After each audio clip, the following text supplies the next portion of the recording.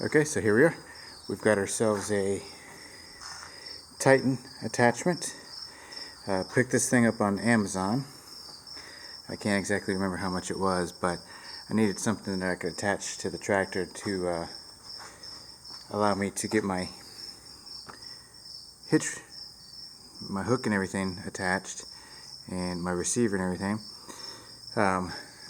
The ball hitch I had put on the drawbar was working okay, but it just felt like it was a little unstable, and so I wanted something a little beefier. Because if I get like a little cargo basket or something, I can hook it onto there and take my tools and chainsaws and stuff with me out into the woods. It's also got a nice little loop here, D-ring. Fits on there perfect. Haven't gotten a chance to use it yet, but we'll find out just how well it's made once we start putting some weight against that. We used this previously, so I know this part is going to be solid. We use this to pull logs and all that kind of stuff for skidding some logs. But yeah, we're looking good. One thing I will say about this attachment is that I wish it had another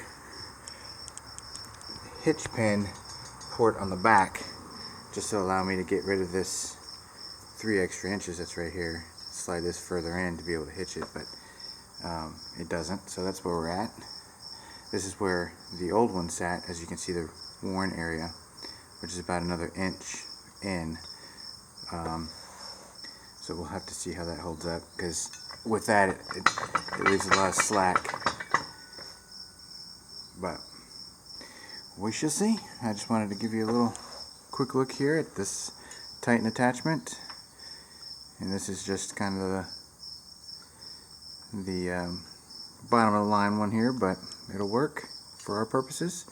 We should have a ballast box coming today that will probably replace this completely until I'm going to pull out stumps and do that kind of work. But with this grapple on the front, we definitely need that ballast box. So that's where we're at. Alright, on to the next.